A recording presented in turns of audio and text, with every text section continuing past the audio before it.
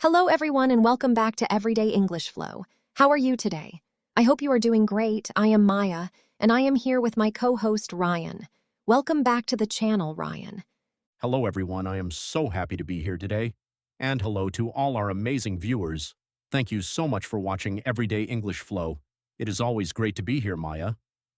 Today, we are starting a brand new series called Beginner English Conversations.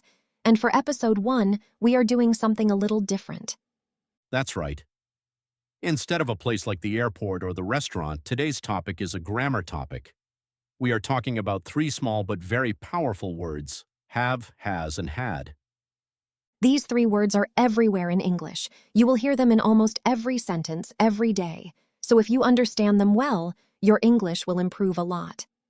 By the end of this episode, you will know 25 different ways native speakers use have, has, and had in daily life.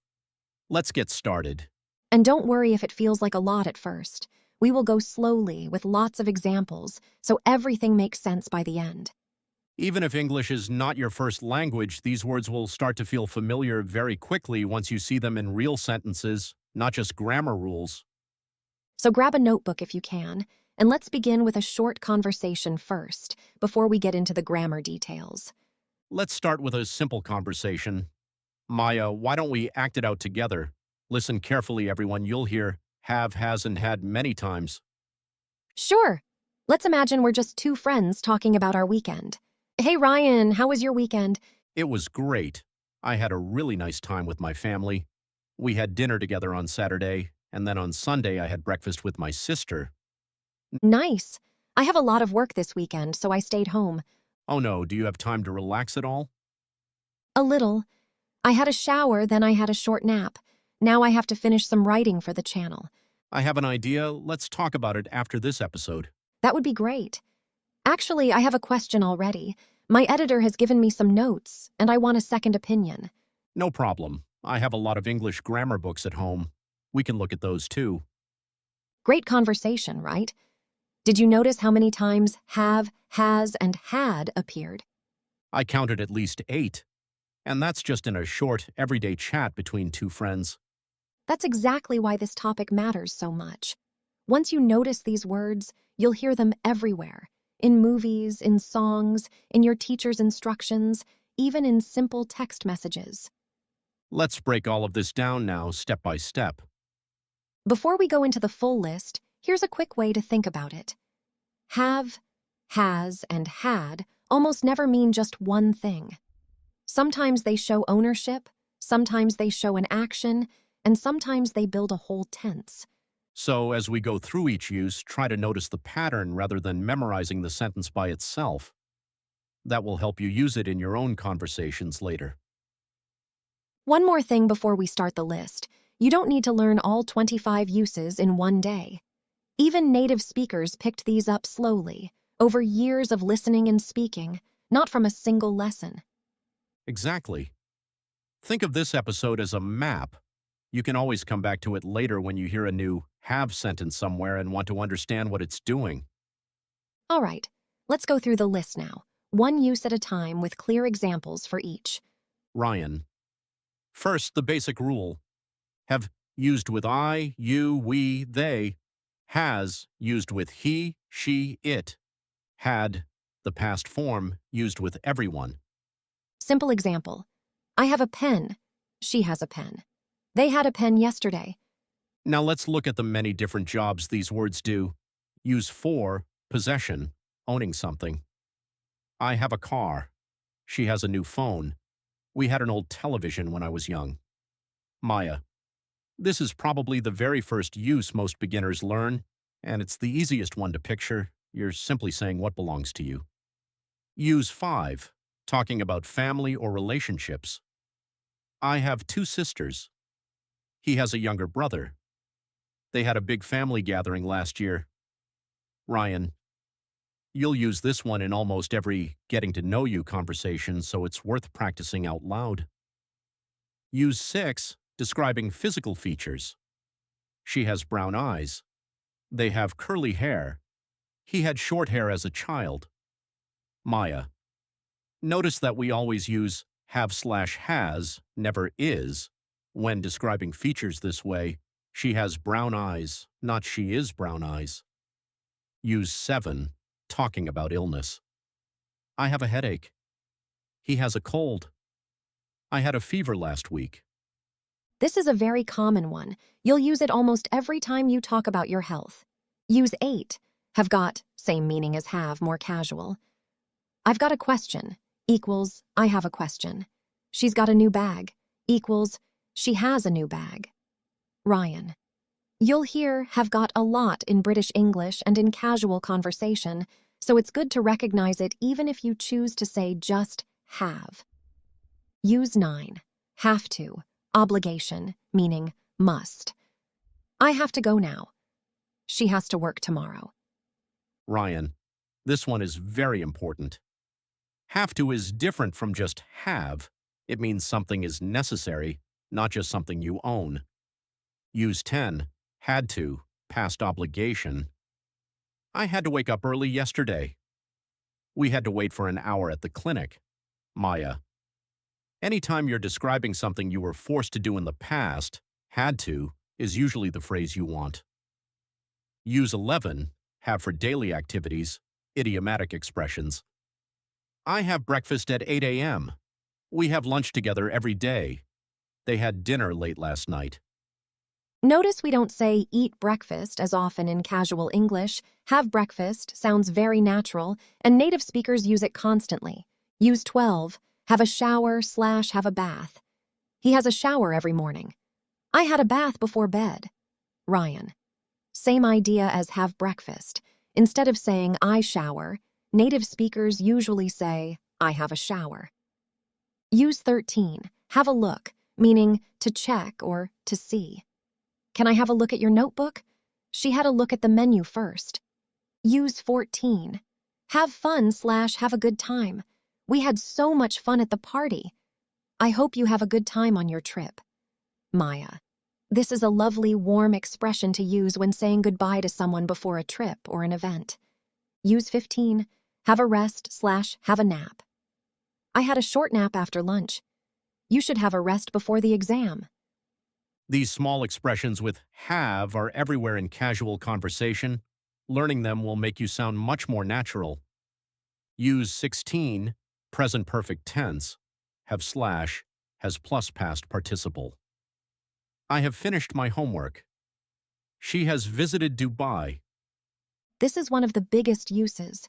Present perfect connects the past to the present. Something happened before now and it still matters. Use 17, present perfect with just. I have just eaten. I finished eating a moment ago. She has just arrived. Use 18, present perfect with already. She has already left. We have already studied this topic. Use 19, present perfect with never. I have never been to Japan. He has never tried this food before. These little words, just already never, change the feeling of the sentence, but the have/ has structure stays the same. Use 20, past perfect tense, had plus past participle. I had already eaten before he arrived. They had left before we got there. Past perfect shows that one action happened before another action in the past. It's like the past of the past. A simple way to remember it, if you're telling a story about the past and something happened even earlier than that, that's when past perfect comes in. Use 21, had better, strong advice. You had better study for the exam, meaning you should, or there will be a problem. We had better leave now, or we'll be late. Use 22, causative have, asking someone else to do something for you. I had my hair cut yesterday. Someone else cut it for me. She had her car repaired last week. This use confuses a lot of beginners, so remember, it means someone else did the action for you. A good way to test it. If you can add by someone to the sentence and it still makes sense, it's probably causative have. I had my hair cut by the barber. Use 23, have an experience. I had an amazing trip last year. We had an interesting conversation yesterday. Use 24. Have plus noun for feelings or states. I have a strong feeling about this. She has confidence in her English. He had doubts about the plan. Use 25. It had, simple past of have, meaning something existed or happened before. When I was a child, I had a dog. We had a small house near the river. That's 25. From simple possession all the way to present perfect and past perfect tenses. Quick pronunciation tip. In fast, natural speech, have often sounds like UV. For example, I've got or should've. Don't worry about matching that speed yet. Just get comfortable recognizing it when you hear it. Another small tip, has often sounds like has when spoken quickly, and it usually connects smoothly to the word before it, like she's got instead of a clear she has. Exactly. The more English you listen to, the more your ear will pick up these small sound changes naturally. And one last note before we move on. Don't stress about memorizing all 25 uses today.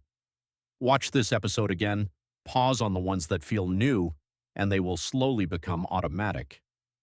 Before we finish this section, let's do a quick practice round together. I'll say a sentence with a blank, and Ryan will fill it in with have, has, or had. Sounds good, let's try it. Number 1. My brother seeds at diaries a new laptop. My brother has a new laptop. That's possession, use number 4. Number 2. We outed to leave early yesterday because of the rain. We had to leave early yesterday. That's past obligation, use number 10. Number 3. She blank already finished her project. She has already finished her project. Present perfect with already, use number 18. Number 4. I had a strange dream last night. I had a strange dream last night. That's simply the past form of have, use number 25. Number 5. You blank better call him back soon. You had better call him back soon. Strong advice, use number 21. Perfect score, Ryan. See, listeners, once you know the categories, filling in these blanks becomes much easier. Try pausing the video here and writing your own 5 blanks in the comments. We'll check them for you. Now it's your turn. In the comments, write 3 sentences about your day using have, has, or had. For example, I had breakfast at 7 a.m. I have a meeting today. My friend has a new job. Try it. Don't worry about mistakes. Just practice. If you want an extra challenge, try using have to and present perfect in your sentences too. For example, I have to finish my work today. I have already started it. See how natural that sounds? We'll pick a few comments next episode and read them out loud, so keep practicing and share your sentences with us. And if you're not sure which use you're practicing, just write the sentence. We can help you figure out the grammar name in the comments too. Here's one more idea. Try recording yourself saying 5 sentences out loud with have, has, and had. Listening to your own voice is one of the fastest ways to notice mistakes and fix them. And don't feel shy about making mistakes here. This is exactly the place to make them. Every comment we read is someone practicing, and that's the whole point of this channel. If English is not your first language, remember that even native speakers mix up have, has, and had, sometimes when they're speaking quickly. So be kind to yourself while you practice. Great work today. We covered 25 uses of have, has, and had, from ownership to daily routines to present and past perfect tense. Remember, these words are small, but they are some of the most important words in English. The more you notice them in movies, songs, and conversations, the more natural they will feel. Try to notice them this week in a song, in a message from a friend, or even in this episode again if you listen a second time. Next episode, we're starting our travel series with beginner English conversations at the airport. See you there. Thank you so much for watching and practicing with us today. Bye, everyone, and keep practicing. One small homework task before you go. Pick any 3 uses from today's list and use each of them in a real sentence about your own life. Say it out loud or write it in the comments. That small habit done every day is how beginner English slowly turns into confident English. We'll see you in the next episode. Take care, everyone, and see you at the airport next time.